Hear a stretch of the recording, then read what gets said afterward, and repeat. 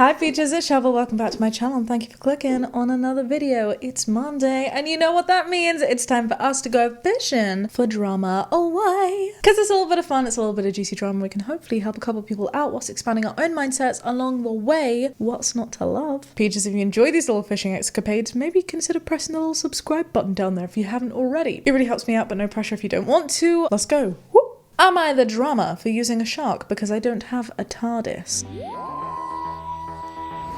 A big thank you to Surfshark for sponsoring today's video. If you could bear with me for just 30 seconds. Yes, these ad reads absolutely help pay my bills, but more importantly, I wouldn't be sharing them if I didn't think that they would be of such great use for this community. And if you haven't heard of a VPN, I really think you might want to. Look, our world, the internet world in particular, is already not very safe, but Surfshark, our gorgeous little defense buddy, can absolutely make it safer. Surfshark VPN keeps your online identity safe by encrypting the information sent between your device and the internet. It swaps your location with a new one around the world, which one, masks your IP address, two, means that you can unlock content libraries from all around the world, which is so fun, and also means that you can access your favorite shows from anywhere, which I've been so grateful for these past months because, back to my Am I the Drama question, I'm loving the new Doctor Who. Oh my goodness, it's so freaking good. I'm obsessed. I'm absolutely hooked. You may know that Jamie and I have just been doing a massive tour. I don't have a TARDIS to move through space and time, which means if it wasn't for Surfshark, I wouldn't be able to access the show. So yes, Surfshark, you are amazing. Brownie badge for you. Peaches, your city, country, and download history is not linked when you use Surfshark VPN. It keeps you safe, it keeps you private, and Surfshark has a clean web feature which blocks ads, malware, trackers, and phishing attempts. Which means the only phishing you ever need to experience is the ones that we do right here when we're fishing for drama, baby. So consider buddying up with Surfshark. In my experience, I really don't think that you'll regret it, and even if you do, there's a 30-day money-back guarantee, so there's no risk involved. You can use the link downstairs in the description box, surfshark.deals/Shaaba, or you can scan this gorgeous little QR code, and you can even use my code Shaaba for an extra 4 months free. I like free. Do you like free? You're a winner, baby. Enjoy it. Meanwhile, let's do it for real this time. Let's dive deep into the drama. Let's go. Am I the drama for telling my maid of honor, I love a juicy wedding, that she can't have a +1 to my wedding? Look, you need to know, if you're new to this, I'm not normally this excited to hear that somebody has drama, okay? It's just the wedding dramas is a specific breed. Let's move. I'm a 28-year-old woman, says OP.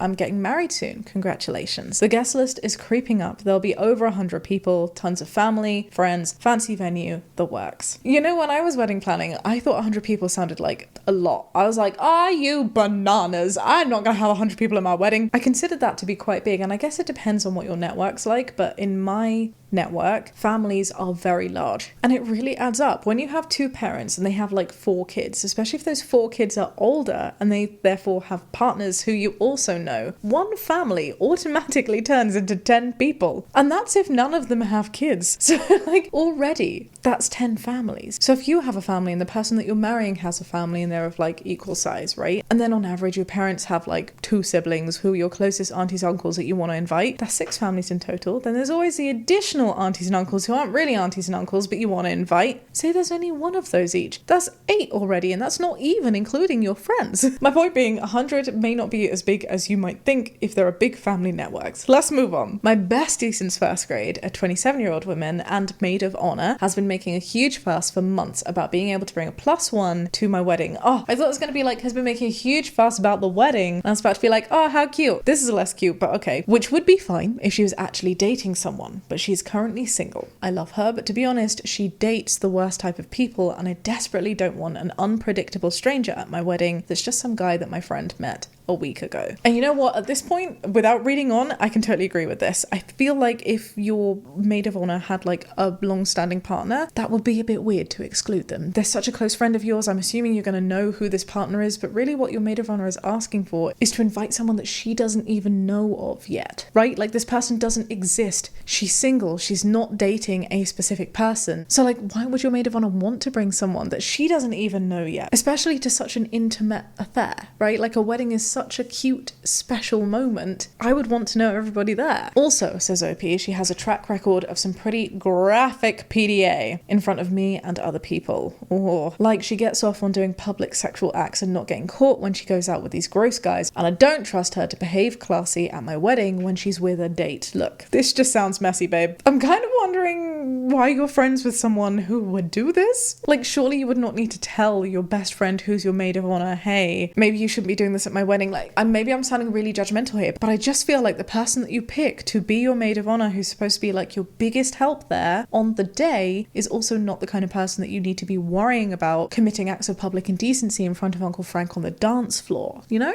So I gave her an ultimatum. No significant other, no +1. She thought I was joking, and when I said I wasn't, she called me a bitch and told me that I wasn't considering her feelings and she won't have a good time at my wedding without a date. 1, this has escalated quickly. 2, that's not really an ultimatum. You've laid out a boundary. You've set a boundary. You've said no significant other, no +1. And 3, again, like what your best friend is saying is that when I come to your wedding, I won't have a great time without a stranger there. That's like not great vibes. She's also said that because she's a maid of honor that she has to have a date. Again, that's not how it works. In fact, traditionally, the whole point of having a maid of honor is that your maid of honor is supposed to be someone who is single, like not in a relationship. That's why they're a maid. And I know we don't have to like do everything traditionally, but it's just like you're trying to say I have to have a date. Well, actually, if you go by what you have to have, you shouldn't. I don't think I'm in the wrong here, says OP. I don't want to be stressed out on my big day thinking about how a stranger will act, but she's making me feel like I'm the asshole for telling her no. I do feel bad that we're fighting over it. Am I the drama? And there's a couple of edits here to help us with the context. OP says, only friends and family who I know are in serious long-term relationships get a +1. Sounds totally fair. The names have to be on the invitation, and I've met them all, so I know who they are and what they're like, so nobody's getting a random +1. This makes total sense to me. The maid of honor does not have a name or even a clue who she wants to bring, but she's still fighting for me to bring someone, and she thinks I'll wait until the very last minute to have her bring someone. And she's my very best friend, and I love her very much, says OP. She's perfectly fine by herself, but becomes a totally different person around her dates. I really just want her to be there for me and not making the day about getting laid by a stranger at my wedding, but she feels like she has to for whatever reason. And finally, OP clarifies that the maid of honor will not be alone. She knows my friends and my entire family, also her parents, and both of her sisters will be there too. Okay, so this person's like super integrated into your life. I can see why you're good friends. I have no idea why she's wanting to bring a date that she doesn't even know. You are so not the drama. That is my badge. Absolutely not the drama. And honestly, if I could like shake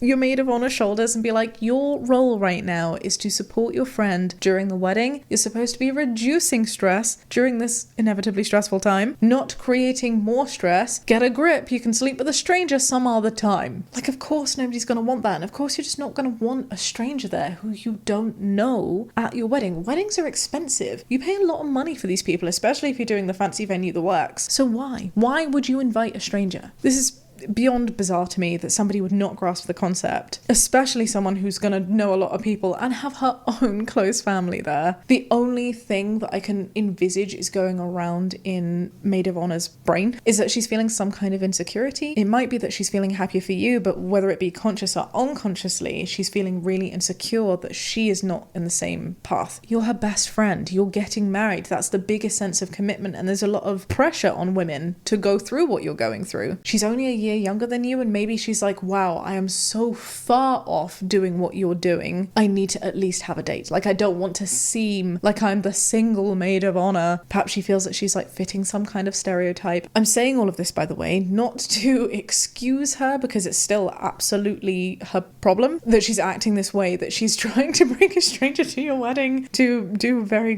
questionable things with. But maybe it's a way to explain why she's feeling a little bit blinkered and like so invested in this idea of having someone regardless of who that someone is, and not really thinking about your feelings as well. I don't know. That would be my question, my assumption as an outsider looking in. Should we see what other people have to say?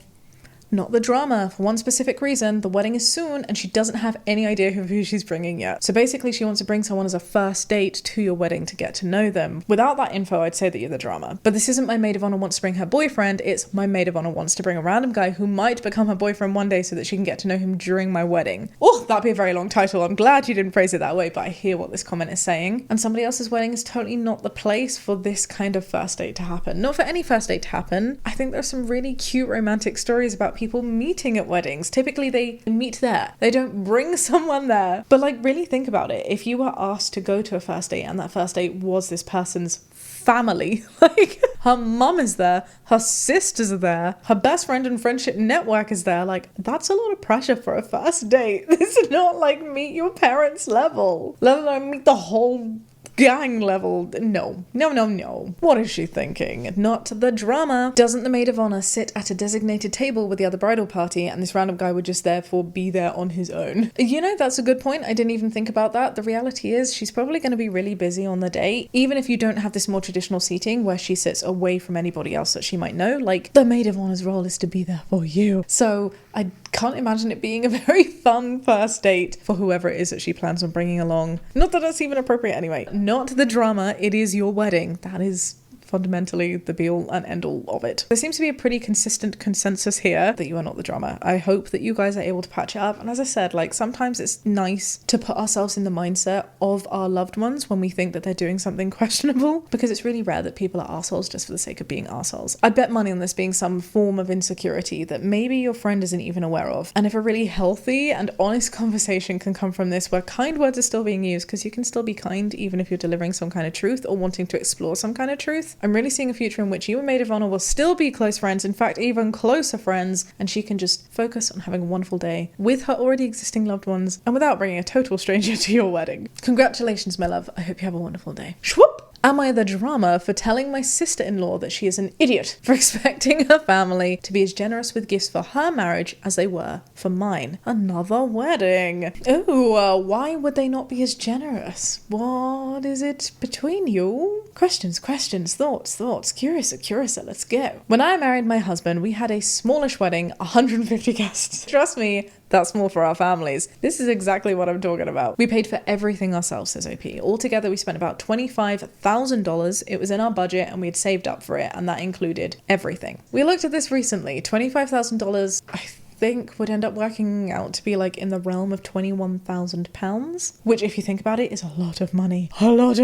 But in the grand scheme of weddings, the average wedding cost was actually £30,000. Pounds, not dollars, the last time we looked at this. So I feel like, taking that into account, this feels very reasonable. My dress, the wedding party's dress, and tux rentals, catering, you name it, we paid, and it came in under budget. Our guests were family and close friends, the way that it should be, and they were generous with gifts both from our registry and cash and envelopes. What do you mean the way it should be? When you say, I guess, for family and close friends, I can't tell if this OP is being psychic and knew the maid of honor issue that we just discussed, or if this person is being shady towards the sister-in-law wedding that's about to happen. Who did she invite? Give me the tea! When everything was said and done, our house was filled with great stuff that we needed, and our savings was several $1,000s over where we started before we paid for the wedding. Whoa, I would just let that sink in. So you have gifts from a registry, that's one thing, but on top of the gifts that you have gotten for your wedding from 150 family and friends, you also have more than $25,000. Oh, we need to math this. I was trying to math it in my head, but like, the math is not mathing. Hang on. 150 guests divided by $25,000. No.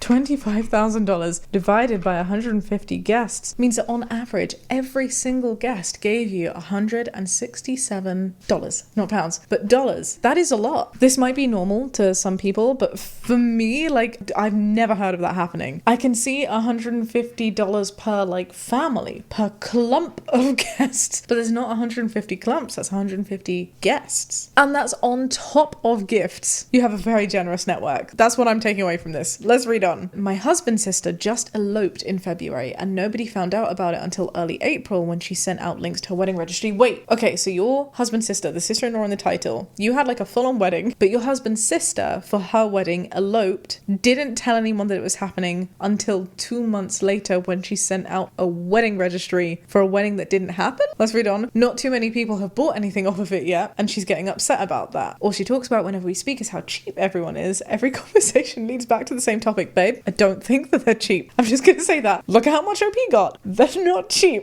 That is not a cheap family. But wow, how is OP's sister-in-law not seeing that it's because there was no, like, they weren't invited to a wedding. I'm not gonna lie. If I know people who eloped, I would congratulate them, but unless they're a really, really close friends or a close loved one, I'm not sure I would be buying them anything. I would find it really weird if somebody eloped and then sent me a registry 2 months after you eloped. Did you tell people that you eloped? The whole point of eloping is that you don't have all of the faff of a big wedding. This is confusing to me, so let's read on. After more than a month of this as OP, I've had enough. I asked her if she understood why we got gifts when I married her brother, like at our physical wedding that took place at a church and then a reception at a rented ballroom. She said that I was treating her like an idiot and that she understood the difference between the weddings. I asked her why she would therefore expect the same treatment for two very different events. I said that only an idiot would think the outcome would be the same in both situations. You were not wrong. And now she's mad at me. My husband said that he's also frustrated with her stupidity, but I should apologise for calling her an idiot. So am I the drama for calling her an idiot? I'm gonna go not the drama with a tiny you're the drama, which I know technically makes us an everybody sucks here, but it doesn't warrant that. It doesn't. Your sister-in-law's absolutely being the drama. I think for just eloping and then not telling anybody and still expecting gifts, like that just feels a little like gift grabby to me. If you are eloping, if you are taking the very, very legitimate and, in my opinion,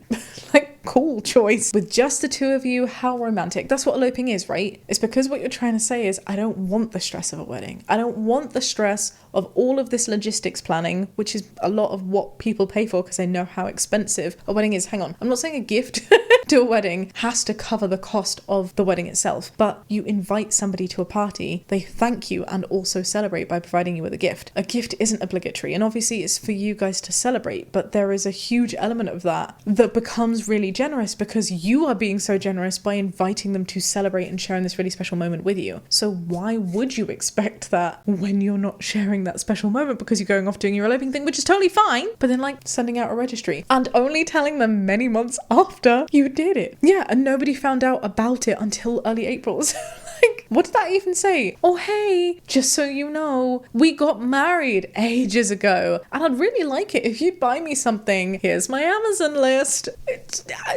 All of that in mind, maybe you didn't need to use the word idiot. You know what? I retract by you're the drama, the little one, because she was being an idiot. She is being an idiot. And maybe you could have phrased it differently, but I really don't think it makes you the drama for saying that. So no, just not the drama. That is my badge.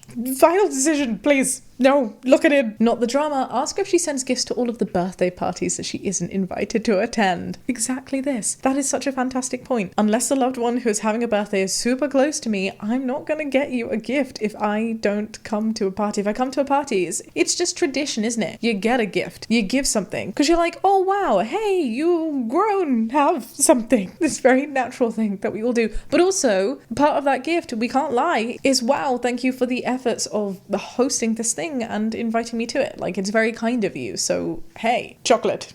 But I can think of many friends who I wouldn't buy a gift for, and I would just message or call them and be like, hey, happy birthday. It's very normal. And I feel like weddings are the same. I would not think if somebody eloped, oh yes, must get them a gift. I would think, oh hey, I should congratulate them. Get in, host the party. It's not even that she isn't invited to attend, it's or even told about for 2 months, or didn't even happen. The date just passed. I agree with all of this. Whilst you're 100% correct on everything you said, it's usually not considered a nice thing to call someone an idiot. You may have been able to phrase it a little gentler or maybe brought it up sooner, so you should probably clear the air with the idiot remark and then head home to use one of your awesome wedding gifts. Very slight drama badge, though I'm smiling at what you said because it was a great response to her comment that you were treating her like an idiot. Someone else said, this sounds like everybody sucks here, which is where I landed on the topic. Look, I totally respect this, and perhaps on a less spicy day I too would have come to the conclusion of an everybody sucks here badge, but I also think that's testament to how wonderful these exercises of the drama posts are, because I think it's so cool that there isn't always one right answer. I hate to be that English teacher who's like, there's no one right answer, but truly there is no one right answer. We are all loaded with different experiences. We see these through different lenses. Our lenses can shift through time, through experience, through how we feel, and it doesn't mean that anything is wrong. It's just useful to be able to grow from being able to see it from everybody's point of view. You're the drama. Only Slightly, but only because I don't understand why you felt the need to interject in her pity party to call her an idiot. To be clear, says this commenter, she is an idiot, but you could have kept it to yourself. If being around her complaining was too much for you, then you should have tried spending less time around her. I can agree with the first part of this, but I do disagree with the end. I think if a loved one is annoying you or causing you pain and frustration, the answer is not to be like, I'm going to remove myself from the situation to avoid confrontation, which is honesty. That is absolutely not me saying that we should confront people just because we like confrontation, because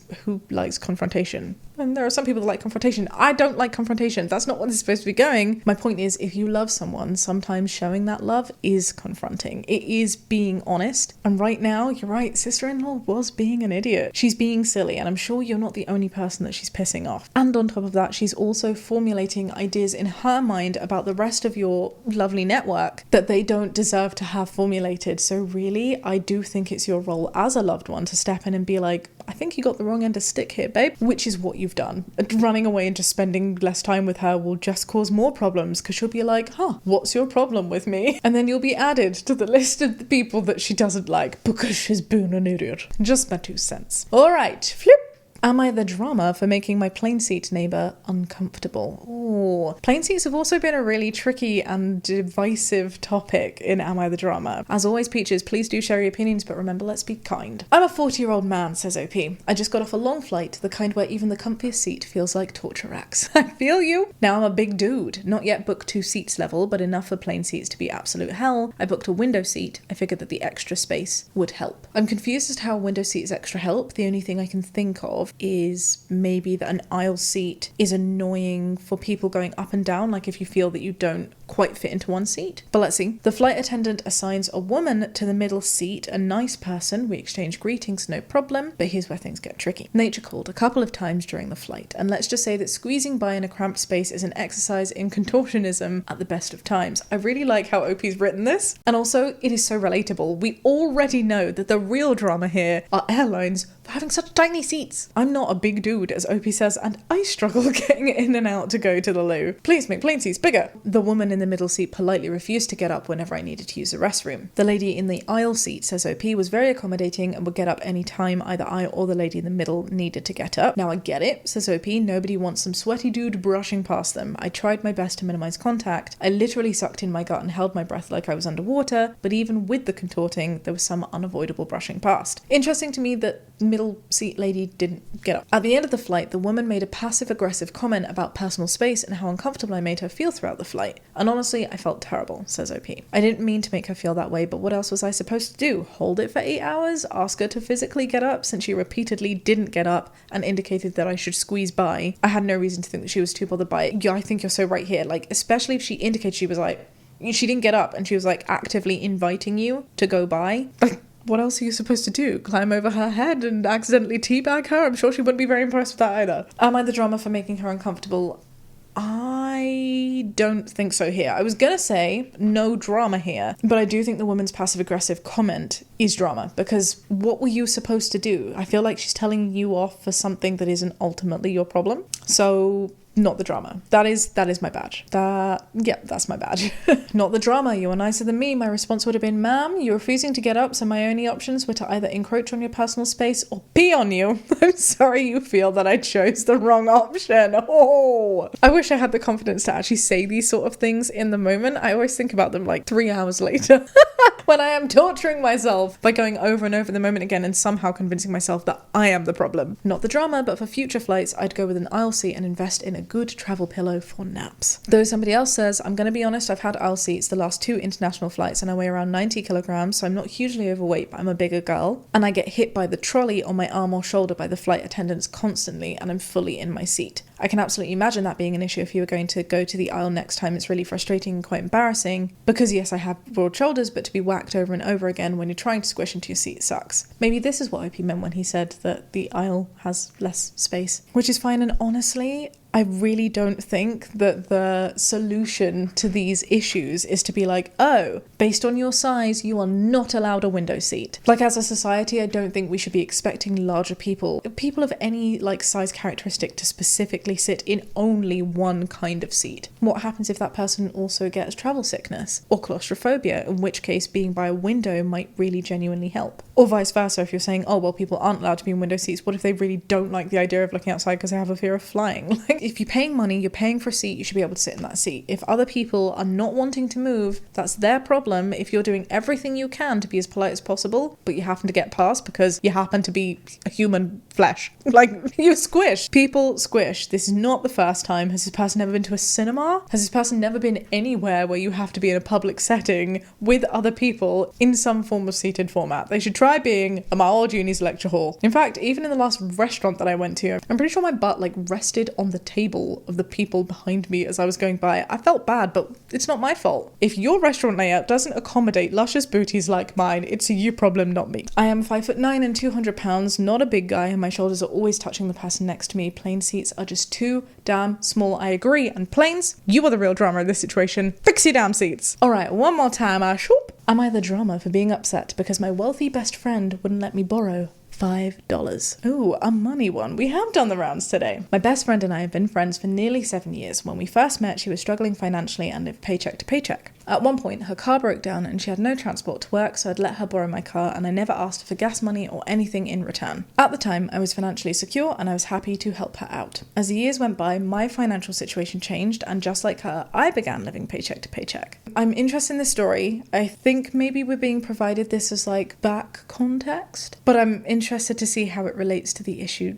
now. By this time, says OP, she'd started dating a guy that she'd met online who revealed to her a few months into dating that he was a millionaire. Money, money, money. I see where this story's going. They married shortly after, and suffice to say, she has not had to struggle since. There have been a few times that I've asked to borrow money, which I've always paid back. It's usually not much, less than $25 or so each time, and she would always oblige with no problem until recently. Interesting to note. Let's read on. The last couple of times I asked to borrow money, she said that she didn't have it, which I found odd. But then I asked to borrow $5, and she said the same thing, and I thought it was odd that she told me she didn't have $5 to spare. I know that ever since she's gotten married, her brothers and a couple of other friends have been trying to take advantage of her newfound wealth by asking to borrow money that they never paid back and having her bail them out of situations they put themselves in, and that's cost her a lot of money. Okay, well then if you know this, you should see why maybe she's putting these boundaries in place. This might not be the case. You haven't said anything yet, but if you as the OP are this aware and putting it here in this post, it doesn't matter if you feel that you're different because you always give it back. The reality is your friend is feeling insecure that she's being used for money. Her financial situation has changed. It's also not her money, so that must also feel like really awkward when you are not the one owning it. I get it, you're married. Mi casa, su casa. I get that. I'm not trying to invalidate their marriage in any way. What I'm saying is if it's the husband's millionaire money that she's coming into, even though that you are equal partners within a marriage, there is a dynamic shift when you, the person not the millionaire, has the people asking for those funds. That would make me feel hella awkward, and I can totally appreciate why it's not money changing you, but it's a perception of other people who feel that you change when they see that you have money. I can see why somebody would want to put boundaries in place. I could see why they'd have their guard up. Honestly, I'm kind of questioning why $5 means this much, because you've asked multiple times. But also I'm questioning why you, as a best friend who can totally see that your friend has felt a need to enforce boundaries, you're not respecting them. I started to think that maybe I'd forgotten to pay her back money that I owed her at some point, so I reached out to her to ask her if that was the case. When she told me that this wasn't the case, as in I'd always paid her back, I told her that I felt hurt because I felt like if I needed her help with something, and I used the example of if I ended up in jail, that I couldn't reach out to her for help because she couldn't even let me borrow $5. Okay, this makes me feel some kind of way. That first question, when you were like, maybe I've paid that back, I can understand that. I can understand if your behaviour with your friend has changed. She used to lend you money, she doesn't lend you money anymore. And even though you can see it, you wanted to have that direct address. And I can also see why you might be like, oh, did I do something? I think that's a really normal reaction to have. When someone has said no, though, you haven't, I do think it's then really weird to be like, but I feel like you will now let me rot in jail because you wouldn't give me $5. That's such a different scenario. It's as ludicrous as if a child was saying, oh, mum, because you didn't let me have that additional biscuit, that means that I'm gonna think that you would let me drown in a puddle. Like, how did we get here? And I'm also just questioning why, again, you just can't let the $5 go. It's $5, babe. More importantly, it's her money. And honestly, I feel like your motive, because of how much you are pushing this, must go beyond the $5. That's what I would be thinking if I was the friend right now, which would only make me feel more stubborn if, as you have explained, there's been past experiences where you feel like people are using you, and not just you, but your husband for resources purely because they're taking you for granted. That's not okay. The friend replied and said that just like her brothers, I needed to learn how to budget my money better and that she can't be the one to bail everyone out. She said that when she was struggling, she had to work multiple jobs and did what she had to do. So I think what's happening here, from the objective point of view at least, is that friend has said, look, I'm communicating to you that I am struggling with people using me for my money. Can you please do better? I had to do better for myself, and this isn't something that I want to do, which is fine. And all of this backstory that you've provided about like beforehand with the car, blah, blah, blah, like you've helped each other out and that's amazing, but we are not the same people that we always were. Her situation has changed. She's had new experiences that have made her feel more hesitant and we need to respect that. It's not your money at the end of the day. I replied and said it wasn't fair for her to lump me with her brothers as I've never done anything to take advantage of her and I never would have said something like that to her when I let her borrow my car anytime that she would ask me to borrow money when she was struggling. I told her that I loved her, but that I was ending the conversation, and she replied that this is why money and friends should never mix. This is frustrating to me, because what I'm hearing is you've gone, well, I gave you money, which one, does feel very one-sided, but two, like she has also helped you out. You've said that there have been multiple times where she's provided you with money, but also like it was your car. It was something that you had. This is something that her husband has. It's not just her decision. And then fourthly, for you to then be like, but I'm ending the conversation, we're not going to talk about that anymore. Like you're not allowing that to be a healthy conversation where you can both explain things. You've just been like, I've said my point, I don't want to talk about it anymore. And she's gone, look, this is exactly what I didn't want to happen. I'm experiencing tension with loved ones. You're pushing, and now I'm experiencing tension with you and you just don't seem to be getting it. She's not saying that you are like her brothers. What she's saying is she doesn't want anybody else to feel entitled to want her husband's money. And I think that's very fair. Since then, she's reached out and said, I didn't deserve that conversation last night. I hope you know that, to which I haven't replied and I have no plans to. I'm deeply hurt that she feels like I was in the wrong, but I don't think I'm an asshole here. I understand that I'm not entitled to anyone's money, borrowed or not, but when she was in my shoes, I did everything I could to help her out. I could understand if I'd asked to borrow a large amount of money, but I literally asked for $5, which again makes me think, why are you so caught up on $5? I'm hearing myself in previous videos being like, it's not about the $5, it's about the principle, but the principle is respect other people's boundaries. Respect that there's been a shift in dynamics and who is involved. Respect that her experiences now have led her to be more jaded about money. And that ultimately you chose to do that with the car. She chose to help you out the previous times and right now she is choosing not to. And that is entirely her choice. It's her prerogative to have that choice. I do think that you're the drama here. And I'm again questioning why the $5? Why so bad? Is it because you're wanting more? Is it genuinely because for some reason you're equating financial help, where the finances are not just not hers, but also not even equally hers, right? Like it's more her husband's than they are her property. Why is that being equated to being able to help you in jail? Why is that financial help being equated in any way to being there emotionally to support you? That's a bit weird, in my opinion. And that, I think, ultimately is where I feel you are the drama. Oh, I hope that's not controversial. I don't think it's controversial. I'm sticking with that. I'm feeling very strong with my conviction. Let's see what other people have to say. Not the drama. Did I read the same post as everyone else, or did your friend make a bunch of accounts ranging over $5? So she had to struggle and work 3 jobs, but was still borrowing money from you, but the $5 was the last straw and spawned a financial course. I'd leave her be. She's posh now and is not of your world anymore. People need you when they don't have it, but when you don't have it, all of a sudden you're unreasonable and is questioned. Perfect example. I actually think this is really unfair. And do you know why I think this is unfair? I feel like an OP who was wanting to phrase it this way absolutely could have done so. I've said it before, and some people have a real problem with the phrase, but the phrase for the purpose of this context, the context of these posts, makes so much sense. It's about looking at things from perspective. It's not about shifting blame or accountability or abuse. The reality is there are 3 sides to these stories. There is the side that you are reading, the OP's perspective. There is the person that they are talking about, they have a view, and the truth of what actually happened, as in free of any subjective lens. Just the objective truth lies somewhere in between. And in my opinion, OP could have very easily put their lens on this so much more to make it feel like she's posh, she's unrelatable, she's married a millionaire and she doesn't give a shit about you. But that isn't what has happened. That's not what OP has said. I also want to point out that when you were helping her